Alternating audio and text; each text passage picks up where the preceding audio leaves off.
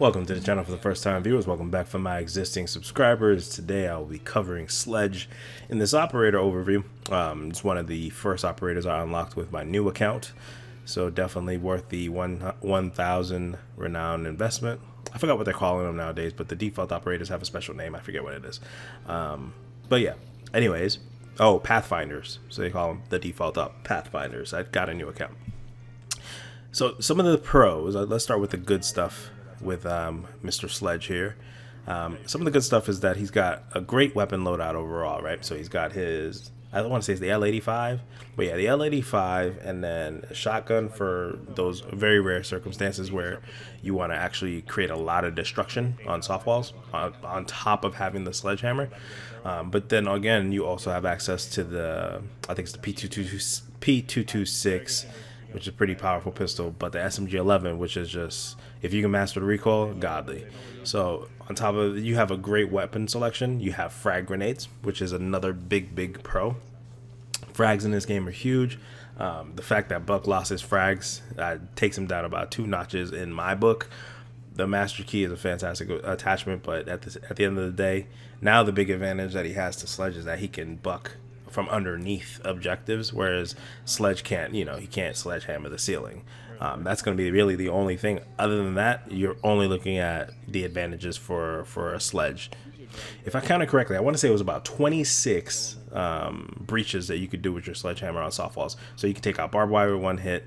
You can destroy, a walkable wall or an entire wall if you keep hitting it with the sledgehammer.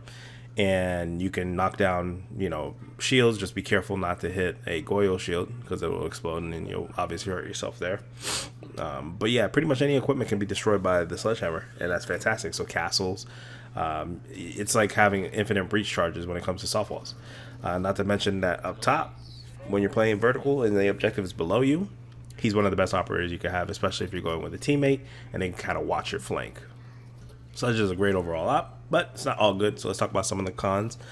Although the L85 has really low recoil, it also has, it has high damage, low recoil, has a really low rate of fire. So if you get up against somebody like a Ella, a bandit, or somebody whose weapon has a really fast rate of fire, even though it's weaker than yours, you're really going to have to go for that headshot. Now, the good thing is that, you have attachments that can support the recoil that it has, which is pretty much none. So you put on a flash hider and you're pretty much Gucci.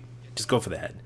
At the end of the day, just aim for the head because, like I said, it shoots slower, so the other guns will melt you up close.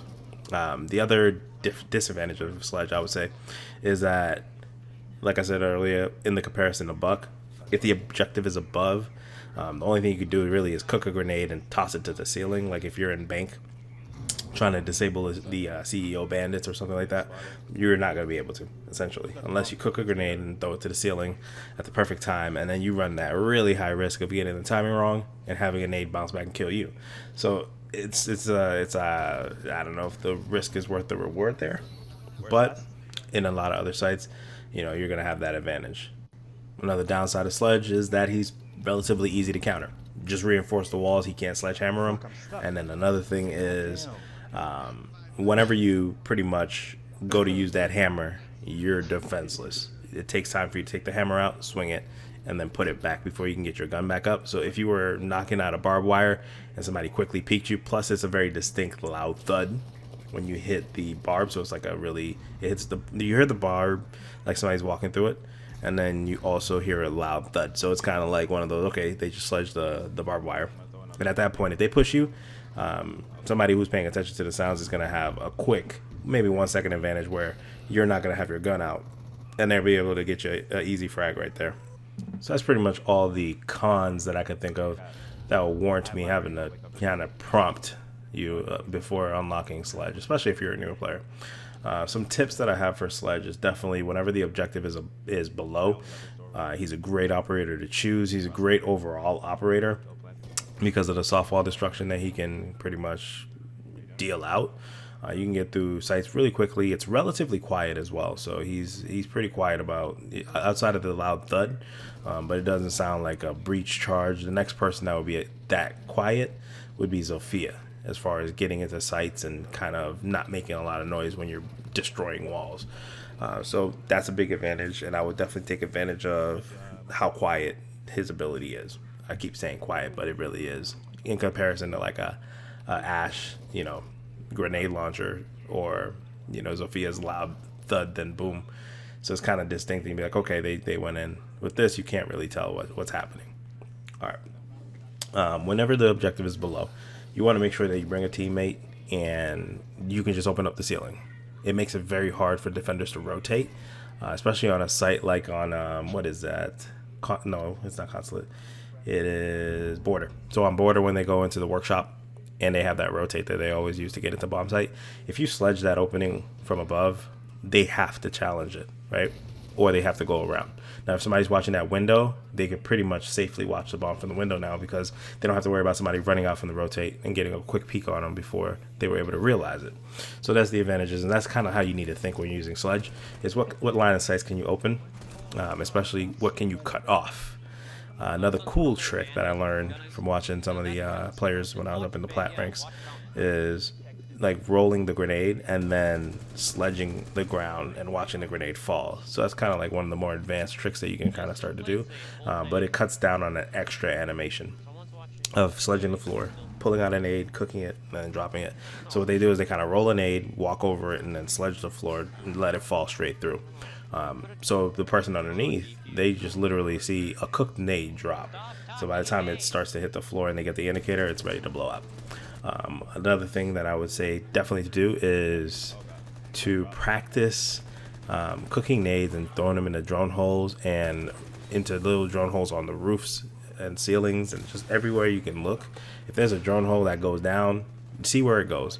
I would say even go into a custom game and cook a nade, throw it down, or just throw a nade and let it roll, and then go down and investigate where it actually blew up. So what I found was on Outback, above the middle roof above Bull. If anybody's playing next to Party, I think, yeah, it's Party, between Party at that desk, right, what next to the bomb would be, that desk, if you look up in the ceiling, which I'll try to get a clip into the video here, if you look up in the ceiling, I've actually gotten a kill from that drone hole before, and I never even knew that existed. So I kind of just said, I wonder where this goes. I rolled an aid, 60 points came up, and I was like, oh snap, and I threw another one and got the kill. So that's kind of the way I like to use it.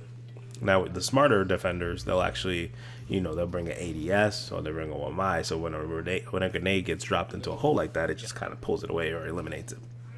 But depending on what ranks or what levels you're at, or if it's a common spot like Cool Vibes, if there's no ADS there, that's suicide for whoever's playing Cool Vibes on Coastline. So if there are less experienced players, you're gonna have a lot of opportunities to just get a lot of easy kills from just rolling in frag grenades, and that's kind of what I'm gonna miss about Buck the most. So let me know what you guys thought about this operator overview. If there's anything that you would like to add, go ahead. Obviously, just drop it in the comment section. I'm trying to help everybody grow and improve, especially some of the newer players maybe just picked up this game and don't really know who to go. Because I know when I first got the game, I was I think my first stop I used was Fuse. Yeah, and then my first defender I used was Capcan in the beta, and I TK'd everybody because I didn't know what it meant. Like, I didn't know what all the icons meant. So we started, and I was like, yo, everybody's in sight already. So I was like, kill 2 people, and then he turned around and started killing me. And I was like, what was that? I was a terrible Siege player when I first started, by the way. All right, enough ranting. You guys be easy. I'll catch you in the next video.